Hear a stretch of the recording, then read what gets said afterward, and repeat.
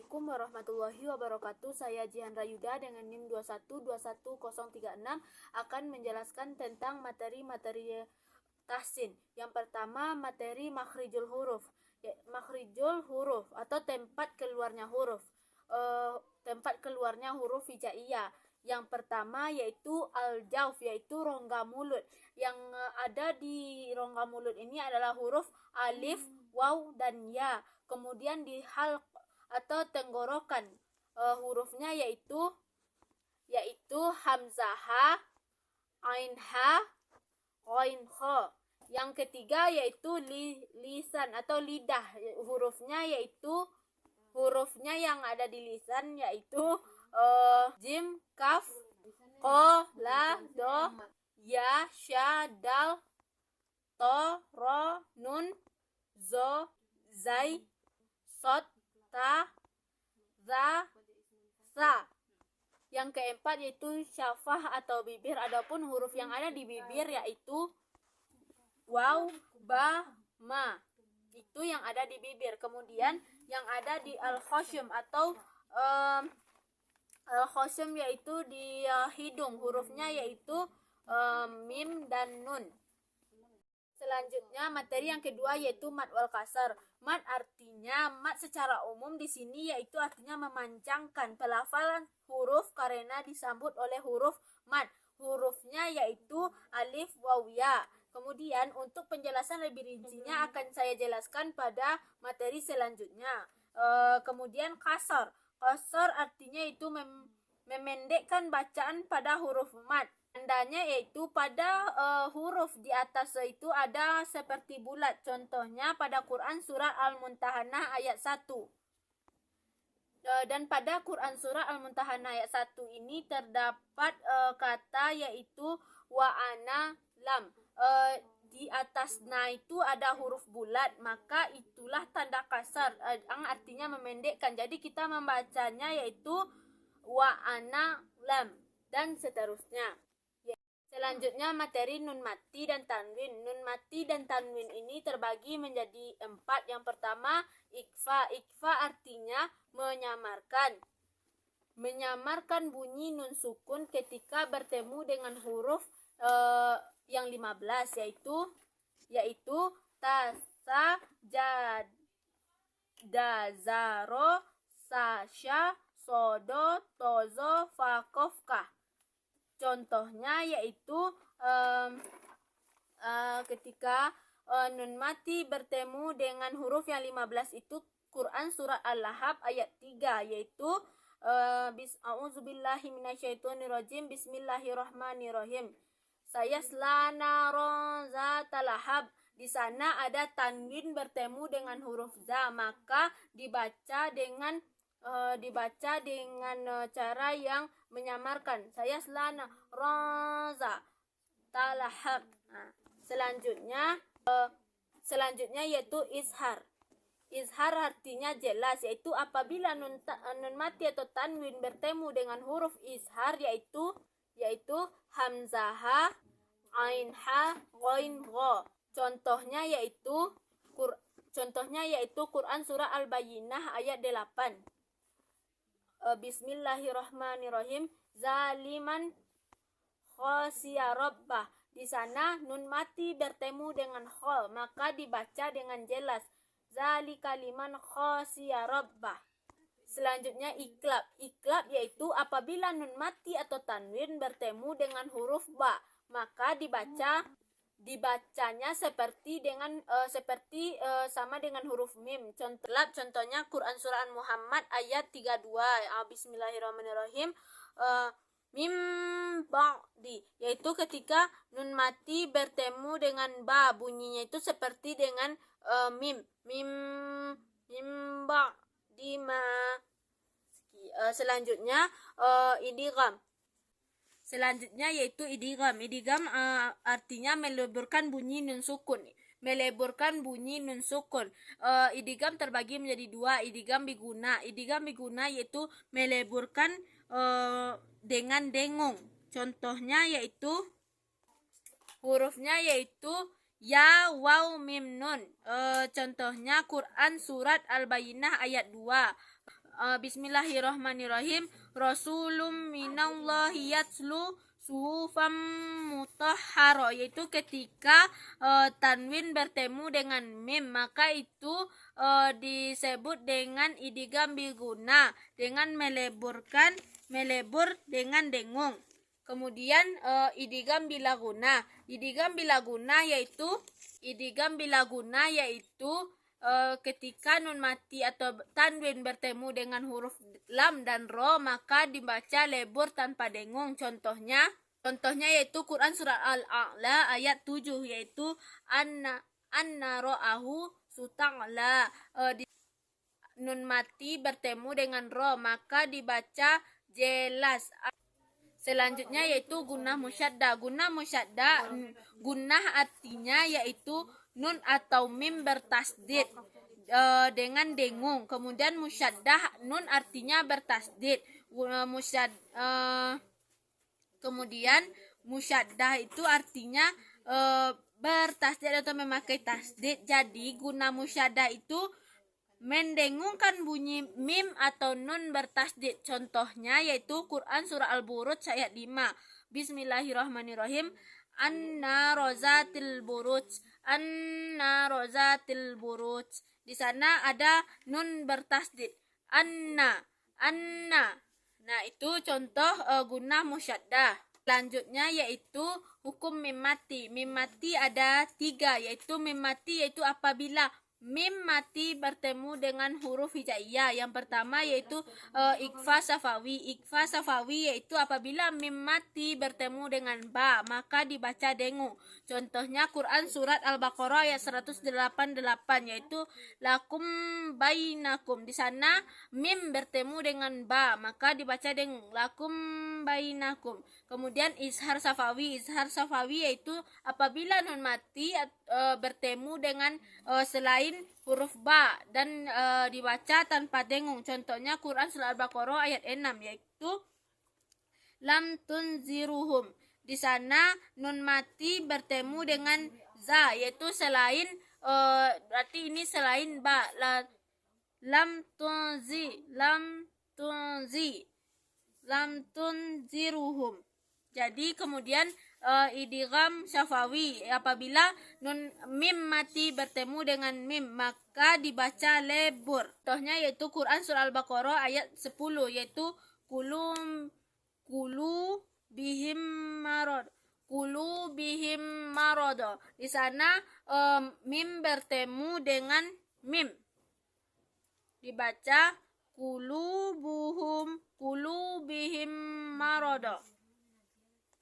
Selanjutnya yaitu wakaf dan ibtida. Wakaf yaitu berhenti untuk mengambil nafal untuk melanjutkan bacaan Al-Quran. Tanda-tanda wakaf yaitu ada 6. Apabila bertemu tanda itu sebaiknya ada beberapa yang kita jelaskan. Kemudian ibtida. Ibtida yaitu menyambung bacaan setelah berhenti tersebut. Contohnya Quran surah Al-Baqarah ayat 53. A'udzubillahi minasyaitonirrajim. Bismillahirrahmanirrahim. Zalika khairul lakum inda bari'ikum. Zalika khairul lakum inda rabbukum. Di sana ada tanda wakaf maka kita berhenti, lebih baik berhenti. Nah, untuk menyambung dan selanjutnya kita menyambung yaitu fataba alaikum, dan ayat setelahnya itulah yang dinamakan dengan ibtida. Selanjutnya saya akan menjelaskan tentang tafkim dan tarkik. Tafkim artinya menebalkan, sedangkan tarkik artinya menipiskan. Artinya tafkim itu menebalkan bacaan. Kemudian tarkik itu artinya menipiskan bacaan. Tafkim dan tarkik ini terbagi menjadi 2 yaitu ro tarkik dan lam tarkik. Contohnya yang untuk lam tarkik yaitu Quran surah Sajadah ayat 2 yaitu Bismillahirrahmanirrahim min qablika. Qablika itu adalah lam tarkik ketika kita membaca lam itu ditipiskan bacaannya. Kemudian ro tarqiq yaitu yang terdapat pada Quran surat As-Sajdah ayat 2 yaitu min nazirim. Kemudian untuk ro tarqiq yaitu Quran surat Al-Ahzab ayat 64 yaitu kafirina. Artinya kita menipiskan bacaan ketika membaca kafirina. Di sana ada ro, jadi tidak ditebalkan membaca ro tersebut. Jadi seperti kafirina. Contohnya untuk lam tafkim yaitu pada Quran surah As-Sajdah ayat 2 yaitu am yakulu. Maka membaca tafkim yaitu ditebalkan lu, am yakulu. Selanjutnya kolkolah yaitu memantulkan bacaan. Hurufnya yaitu kotoba jim dal. Kolkolah ini terbagi menjadi dua, kolkolah sugro dan kolkolah kubro. Kolkolah sugro yaitu pantulan ringan yang berada di tengah atau di akhir kalimat. Contohnya Quran surat Al-Ahzab ayat 62. Bismillahirrahmanirrahim.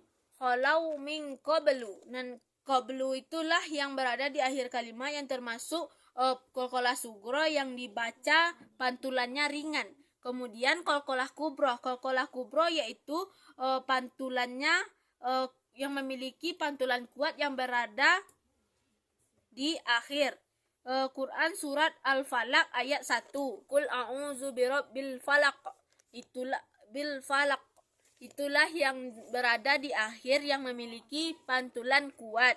Materi selanjutnya yaitu alif lam samsiyah dan alif lam qamariyah. Materi selanjutnya yaitu alif lam samsiyah dan alif lam qamariyah. Alif samsiyah yaitu alif yang tidak jelas, dia ada tapi tidak dibaca. Contohnya Quran surat Al-Falaq ayat 1 yaitu Quran surat Al-Falaq ayat 4 yaitu Bismillahirrahmanirrahim. Wa min syarrin nafasyati fil uqad. Di kata syarrin nafa setelah huruf ro tersebut ada alif lam. Alif lam tersebut yang dinamakan dengan alif lam samsiyah. Dia ada tetapi tidak dibaca. Selanjutnya alif lam qamariyah. Alif lam qamariyah yaitu alif yang jelas adanya. Contohnya Quran surah Al-Falaq ayat 1 yaitu Qul a'udzu birabbil falaq. Qul a'udzu birabbil falaq. Setelah huruf ba di sampingnya itu ada alif. Nah, alif itu kan dibaca. Jadi alif itulah yang dinamakan dengan alif lam qamariyah, alif yang jelas. Baiklah, untuk materi selanjutnya saya akan menjelaskan tentang mat tobi'i. Mat tobi'i yaitu asli atau sesuai. Mat yang yaitu mat yang ada di satu kata, hurufnya alif, waw, ya. Mat tobi'i ini terbagi menjadi 3. Yang pertama mat badal. Baiklah, saya akan menjelaskan tentang mat tobi'i yang pertama yaitu mat badal. Mat badal artinya pengganti. Contohnya Quran surah At-Takwir ayat 29. Wa ma tasya'una ila an yasha Allah. Sebenarnya kita itu membaca una tapi diganti menjadi wa ma tasya'una. Pembagian mat tobi'i yang kedua yaitu mat iwad. Mat iwad yaitu artinya mengganti fatatain ketika wakaf. Contoh mat iwad yaitu Quran surah An-Nas ayat 2 yaitu wa ra'aitan nasa yadkhuluna fi dinillahi afwaja. Nah, kita mengganti fatatain ketika bertemu dengan wakaf. Sebenarnya itu kita membaca afwajan tapi diganti menjadi afwaja.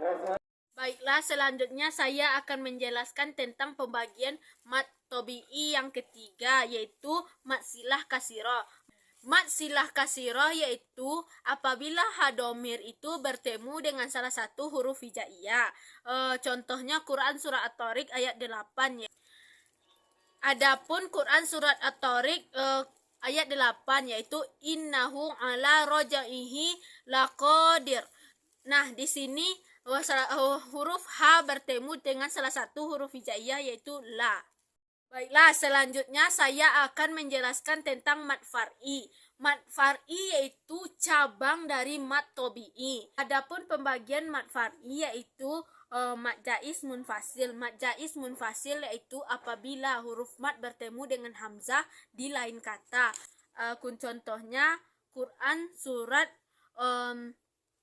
Yasin ayat 6 yaitu litunzira qauman ma unzira aba'uhum fahum ghafilun, yaitu apabila aba'u, nah ba bertemu dengan hamzah di lain kata. Aba satu kata, uhum satu kata, artinya itu di lain kata. Yang kedua yaitu mad wajib mutasil. Mad wajib mutasil yaitu apabila huruf mad bertemu dengan hamzah di satu kata. Contohnya Az-Zumar ayat 71. Wa yunzirunakum liqa'a yaumikum haza. Liqa'a, ko itu huruf mad dan hamzah ada di situ di satu kata. Yang ketiga yaitu mad lazim musaqqal kilmi. Mad lazim musaqqal kilmi yaitu apabila huruf mad bertemu dengan huruf bertasdid. Contoh mad lazim musaqqal kilmi yaitu Quran surat Ar-Rahman ayat 39 yaitu fayauma idzil la yas'alu an zambihi insu wala jannu. Jannu. Ja itu huruf mad dan bertasdid kepada nun. Jannu.